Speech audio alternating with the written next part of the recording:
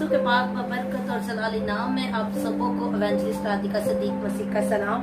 शुक्रगुजारी करते हैं जिंदा खुदा की, होली स्पिरिट की शुक्रगुजारी करते हैं जो अपने जलाल को हमारी जिंदगी में जाहिर करता है कि हम उसके भेदों को सीख सके, हम उसके कलाम को जान सके कि अंजील मुकद्दस हमारी जिंदगी के लिए क्या फरमाती है, हमें किस तरह से अपनी रोजमर्रा की जिंदगी में चलना है और किन पहलुओं को सामने रखते हुए हमें अपनी जिंदगी गुजारनी है। हम अंजील मुकद्दस में से हर रोज एक नए भेद को सीखते हैं, हर रोज एक नए टॉपिक के साथ हम आते हैं पाक रूह की कुदरत के साथ। जो इस वक्त हमारा कलाम अक़दस का टॉपिक है वो ये है कि अपनी फाइट लड़ और हार मत मान। अब हम देखते हैं कि बाइबल मुकद्दस के अंदर हमें कोई भी किसी भी जगह पर इत्तफाक नाम का वर्ड नहीं मिलता।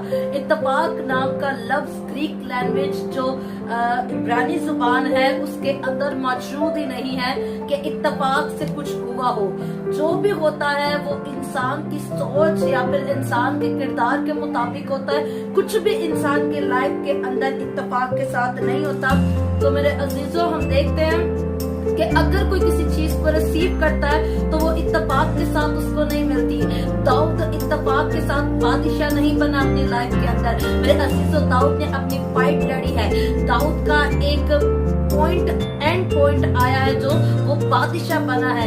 कहाँ पर दाऊद एक भेड़ बकरियां चलाने वाला शख्स है, दाऊद एक कमजोर सा शख्स था, लेकिन जब उसने जिंदा खुदा को फॉलो करना शुरू किया, जब उसने जिंदा खुदा की राहों पे चलना शुरू कर दिया, तो मेरे अजीजों के हम कलाम अक़दस में से देखते हैं कि दूसरा सैमुएल जब हम पढ़ते हैं, पहला सैमुएल दूसरा सैमुएल खुदा का कलाम बयान करता है कि दाऊद बादशाह बनाया गया है।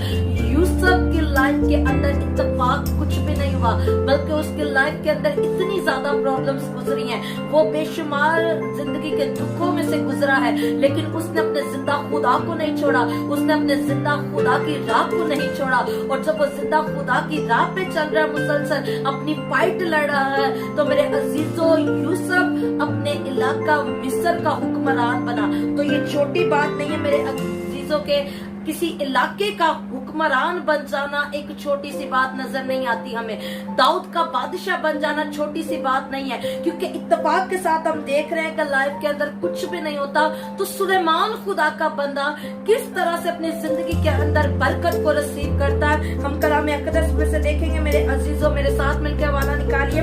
पहला सलातीन उसके 3 बाब की 3 आयत से लेकर 14 आयत तक हम देखेंगे कि कलाम अक़दस क्या बयान करता है। पहला सलातीन उसके 3 बाब की 3 आयत से मेरे अजीजों हम देखते हैं।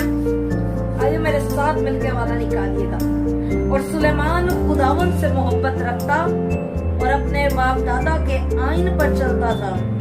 इतना जरूर है कि वो ऊंची जगहों में कुर्बानी करता और बखूर जलाता था।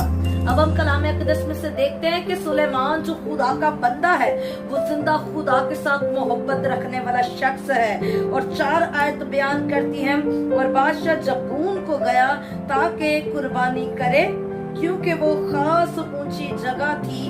और सुलेमान ने उस मज़बा पर 1000 सुख्तनी कुर्बानियां गुजरानी।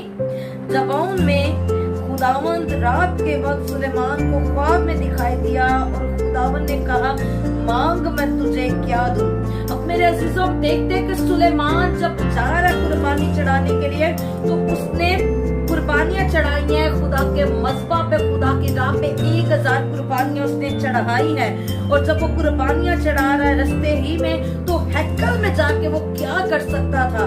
मेरे अजीजों, जिंदा खुदा उसको ख्वाब में मिला, और ख्वाब में मिलके क्या जिंदा खुदा सुलेमान को कहता, हम सीखेंगे। यहाँ पे 6 आयत बयान करती है। सुलेमान ने कहा, तूने अपने खादम मेरे बाप दाऊद पर बड़ा एहसान किया, इसलिए कि वो तेरे हजूर रास्ती और सदाकत और तेरे साथ सीधे दिल से चलता रहा, और तूने उसके वास्ते ये बड़ा एहसान रख छोड़ा था कि तूने उसे एक बेटा अनायत दिया जो उसके तख्त पर बैठे जैसा आज के दिन है। और अब ए खुदावंद मेरे खुदा, तूने अपने खादम को मेरे बाप दाऊद की जगह बादशाह बनाया है, और मैं छोटा लड़का ही हूँ और मुझे बाहर जाने और भीतर आने का शऊर नहीं। और तेरे खादम तेरी कौम के बीच में है जिसे तूने चुन लिया है। वो ऐसी कौम है जो कसरत के बायस ना गिनी जा सकती है, ना शुमार हो सकती है। सो तू अपने खादम को अपनी कौम का इंसाफ करने के लिए समझने वाला दिल अनायत कर, ताकि मैं बुरे और भले में इम्तियाज कर सकूं, क्योंकि तेरी इस बड़ी कौम का इंसाफ कौन कर सकता है। और ये बात खुदावंद को पसंद आई कि सुलेमान ने ये चीज मांगी, और खुदा ने उससे कहा, चूंकि तूने ये चीज मांगी और अपने लिए उम्र की दराजी की दरख्वास्त ना की, और ना अपने लिए दौलत का सवाल किया, और ना अपने दुश्मनों की जान मांगी, बल्कि इंसाफ पसंदी की के लिए तूने अपने वास्ते अक्लमंदी की दरख्वास्त की है। सो देख, मैंने तेरी दरख्वास्त के मुताबिक किया। मैंने एक अक्ल और समझने वाला दिल तुझको बख्शा, ऐसा कि तेरी मानिद ना तो कोई तुझसे पहले हुआ और ना कोई तेरे बाद तुझसा बर्पा होगा। और मैंने तुझको कुछ और भी दिया जो तूने नहीं मांगा, यानी दौलत और इज्जत, ऐसा के बादशाहों में तेरी उम्र भर कोई तेरी मानिद ना होगा। और अगर तू मेरी राहों पर चले और मेरे आइन और अहकाम को माने, जैसा तेरे बाप दाऊद चलता रहा, तू मेरी उम्र भर राहों पे चलेगा और मैं तुझे उम्र की दराजी बख्शूंगा। आमीन। अब हम मेरे अजीजों जिंदा खुदा के कलाम में से देखते हैं कि सुलेमान खुदा का बंदा, जिंदा खुदा जब उससे कलाम करता ख्वाब के जरिया से आके, तो खुदा का बंदा जो सुलेमान है वो जवाब में क्या कहता है? जिंदा खुदा पूछता है, तू क्या चाहता है कि तेरे लिए हो? वो यही कहता है कि ऐ खुदा, मेरे पास बहुत बड़ी सल्तनत मौजूद है। तूने मुझे एक बड़ी कौम का बादशाह बनाया, अपने बंदा दाऊद को तूने एक बेटा अनायत फरमाया। यानी कि सुलेमान इस वक्त अपनी बात कर रहा है और वो कह रहा है कि तूने मुझे उस कौम पर फाइज किया कि मैं उनके फैसले कर सकूं। इसलिए मेरे जिंदा खुदा, तुम मुझे अक्ल दे, दनाई दे, फहम दे, हिकमत दे, मुझे समझने वाला दिल दे कि मैं तेरे लोगों के फैसले कर सकूं।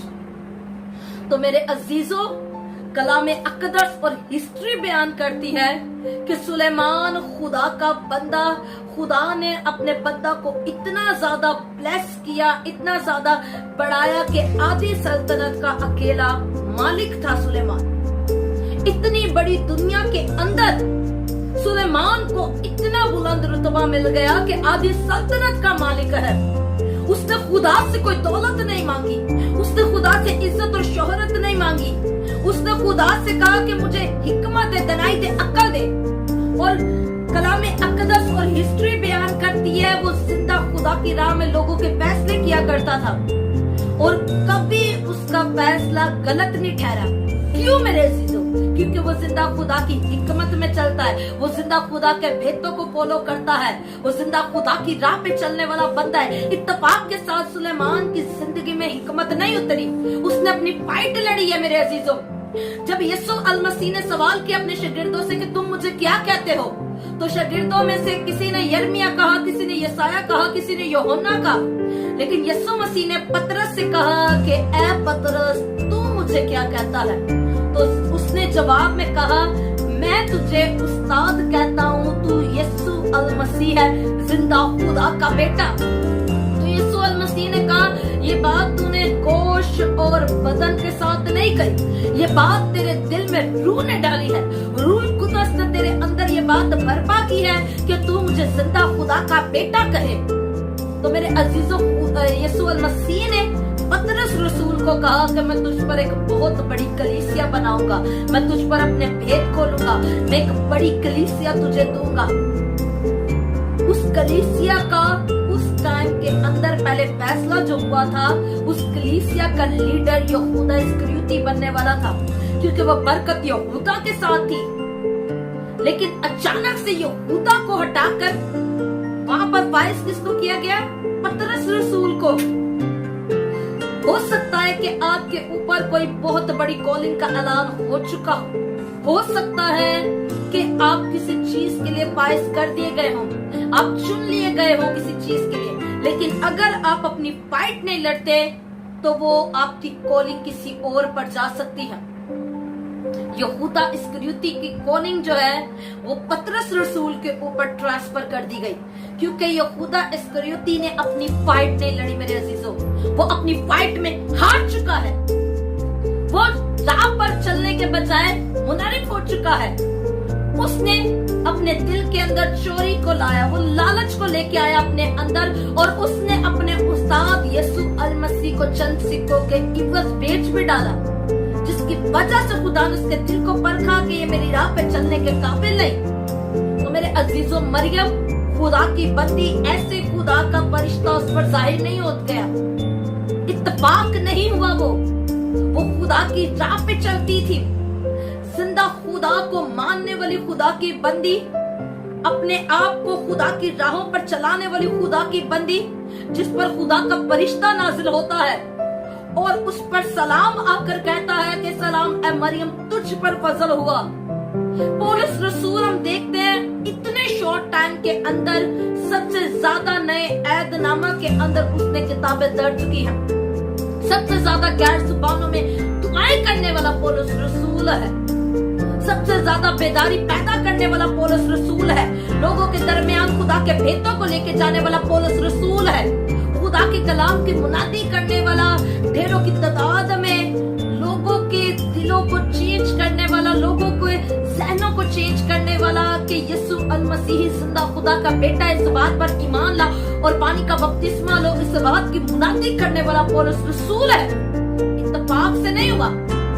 ये वही पौलुस रसूल है जो खुदा के बंदों को पकड़ के कत्ल किया करता था, और अब ये वही पौलुस रसूल है जो सबसे ज्यादा खुदा की राह पर चल रहा है। अब प्लीज आपको गिराता मेरे अजीजों, वो आपकी कॉलिंग से आपको रोकता है, वो आपकी फाइट से आपको रोकता है। आपको अपनी फाइट लड़नी है, आपको अपनी कॉलिंग याद रखनी है। और सुलेमान ने फाइट लड़ी है, तब जाके खुदा ने उसको हिकमत दनाई, अकल फहम दी, और खुदा ने कहा चूंकि तूने मुझसे हिकमत मांगी है तो मेरा दिल तुझसे खुश हो गया, और मेरा दिल चूंकि तुझसे खुश हुआ है इसलिए मैं तुझे हिकमत के साथ साथ दौलत और इज्जत भी अनायत करूंगा।